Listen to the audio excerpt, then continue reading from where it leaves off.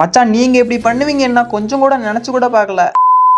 Hi காய், சிற்பக்கலை பயிற்சியில் இன்னைக்கு 7வது நாள். இன்னைக்கு காலையிலே ஜம்முன்னு குளிச்சு ரெடியாகி கோயிலுக்கு போய்கிட்டு இருக்கும்போது எங்கள் மச்சான் ஒரு ஃபோன் பண்ணுறாங்க. மாப்பிள்ளை இன்னைக்கு நான் கோயிலுக்கு வரல, இன்னைக்கு ஏதாவது ஒரு வேலையை நீயே பாருன்னு சொல்லிட்டாங்க.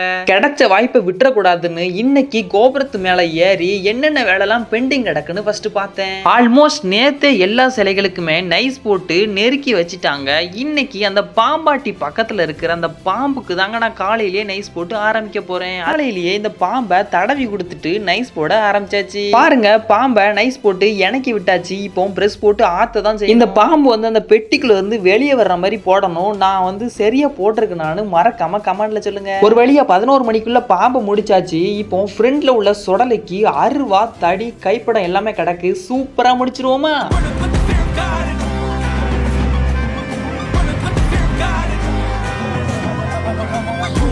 அவ்வளோதான் காய், சொடலைக்கு அருவா தடி கைப்படம் எல்லாமே முடிச்சாச்சு. பாருங்க, நல்லா இருக்கா, நல்லா பண்ணியிருக்கனா அப்படின்னு சொல்லிட்டு மறக்காம கமெண்ட்ல சொல்லிருங்க. அவ்வளோதான் காய், இன்னைக்கான நாள் ரொம்பவுமே சீரும் சிறப்புமா சூப்பராக போச்சுன்னே சொல்லலாம்.